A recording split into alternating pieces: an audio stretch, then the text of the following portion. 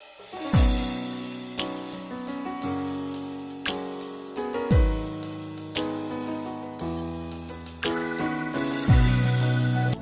Acts chapter 10, from verse 1 to 4 and verse 30, we saw a man who does not have the right to participate in the Commonwealth of Israel.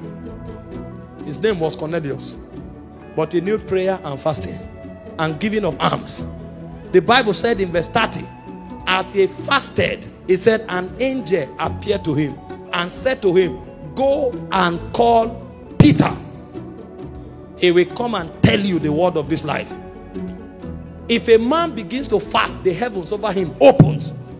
Daniel chapter 9, Daniel chapter 10. The man said in verse 2, Daniel 9, I understood by books the years of captivity of Israel. But even though he had understanding, he didn't have the power until he went on 21 days fast.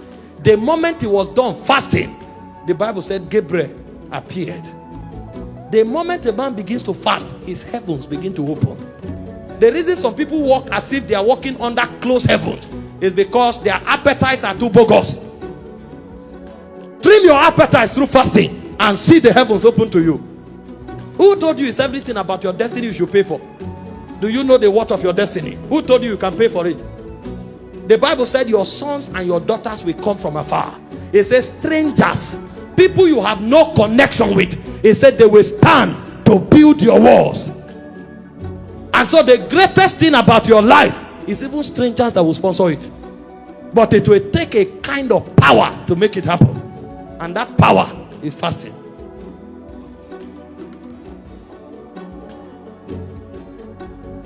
Find people who have periodic encounters, who hear the voice of God casually. They put their appetites in check. When a man doesn't control appetite, God will be far from him. He has God on his inside, but he will not be real to him. Number 4, what is the benefit of fasting? Fasting creates atmospheres of intervention. I was telling my people here, I said, don't be pessimistic about life. It's not only bad things that happen to people. Good things also happen to people. If you lose money, you should also pick money. All the time they say, I lost this money, I lost that. How many times have you picked money? If you don't pick money, then you are not permitted to lose money. Because it's not only bad things that happen, good things also happen. They kicked you out of the door. When will doors open on their own accord? You will need an atmosphere to control and to command that level of power. The moment Daniel started fasting, like I quoted, the Bible said angel Gabriel appeared and he told him, I was made to fly swiftly. That means the angel was a bit reluctant. Something compelled him to function even faster. When you create that atmosphere, anything is possible. In Acts 13 verse 1 and 2, it said when the elders of the church in Antioch prayed and fasted and ministered to the Lord, it says suddenly the Holy Ghost said. That atmosphere is an atmosphere of possibilities. Fasting is not a church activity. Fast on your job, fast in your office, and if you are the boss, get your workers to fast. If you want unexplainable but undeniable things to happen there. Some people think it's only when we gather in church we fast. Who told you that? It's only in church miracles take place. You need more miracles in the world than you need in the church. And so if you want interventions, supernatural interventions on that job, better include fasting. Get your workers to fast.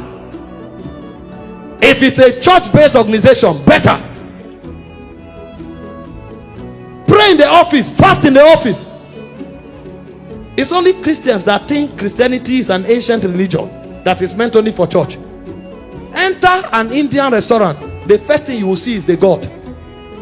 If you don't want to eat, go. And it's not only in India. Go to the UK, find them there. Their God is the first thing they travel with. People travel with their God. But you find a Christian, he's too educated and elitist for God. He comes to the office, he's speaking, hello, hello. Then demons will slap them off the seat. He wake up and say, I have headache. It's not finishing. Why will he finish? He wakes up, he says, stroke. I don't know why I can't bend my back. How can you bend your back when you left your God in church?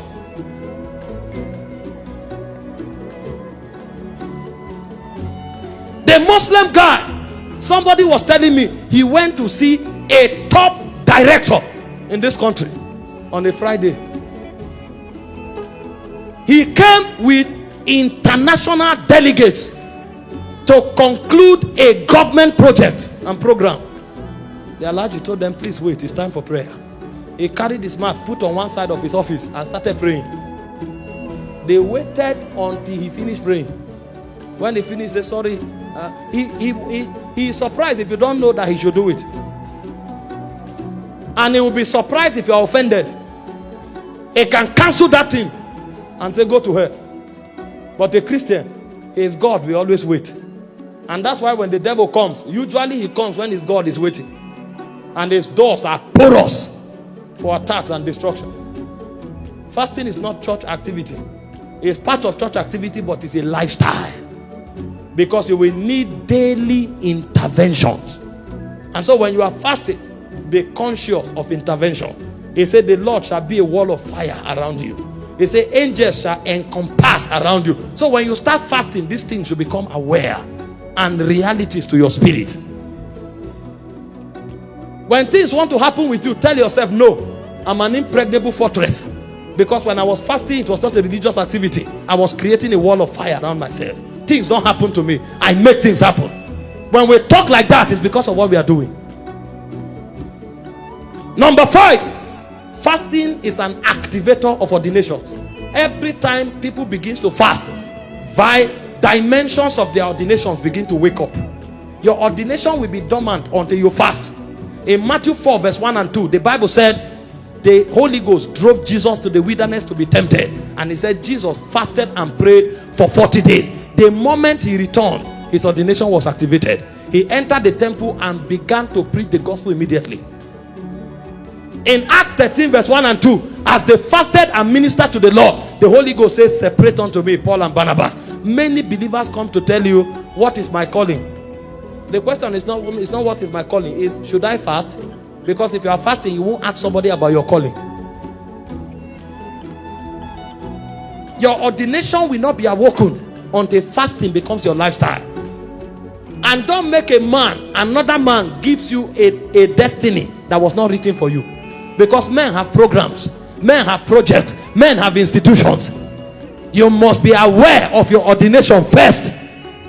If it's God leading you to walk with someone, that's beautiful. It's God leading you. But if you don't know your ordination, don't be tied to something when there is a calling for you.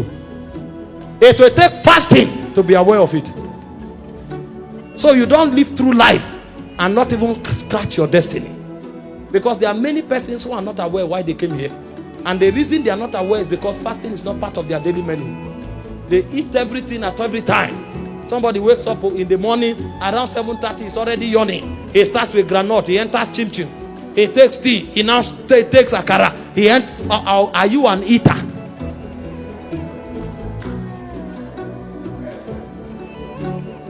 By 12 o'clock, he has eaten 3 times. He just took Indomie at home, he gets to work, he takes tea. Before you know what is happening, there's light refreshment. This is how they'll be doing their hands. They'll be putting food in their mouth stylishly. Are you a glutton? Will you eat your destiny?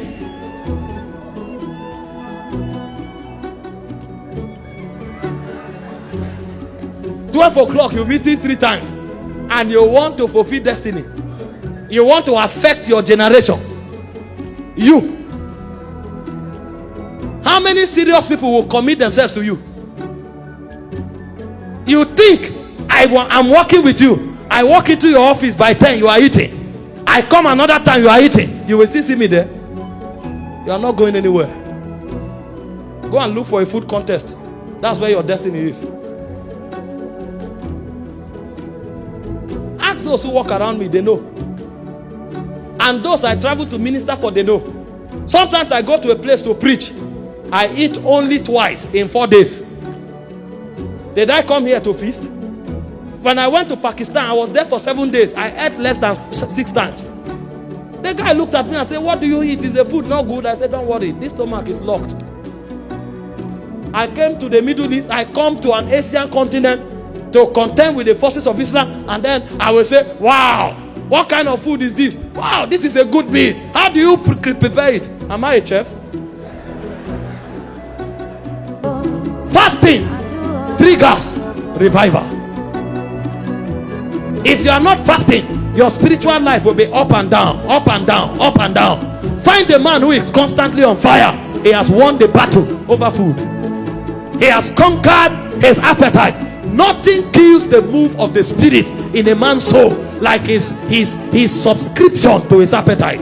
You want to stay on fire for God, you must rule over your appetite. If you have not mastered your appetite, you cannot keep the fire of God.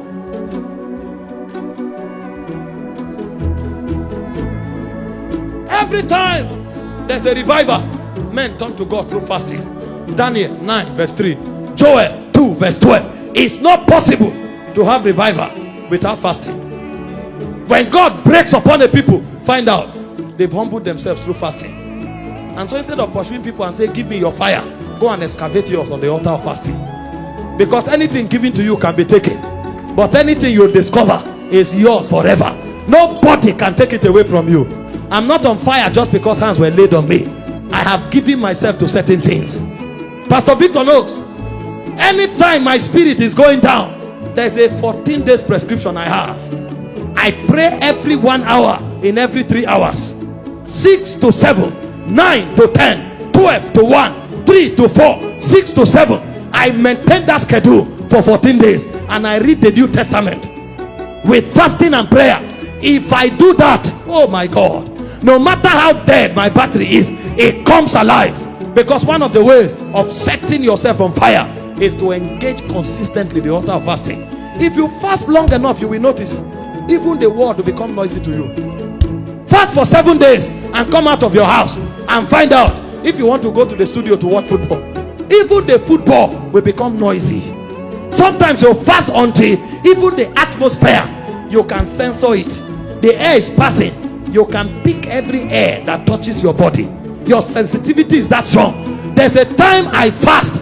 If I exceed 21 days, even if I'm lying down sleeping, if somebody is at the door, I can wake up and tell you Nathaniel is at the door.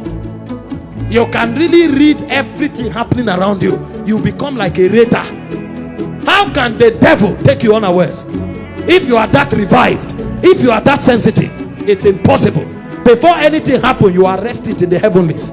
You bind it there, it doesn't come to the earth realm. Christians are lukewarm because they've given themselves to everything that their appetites deserve or desire. That's why they cannot see the weight and the power of their destiny.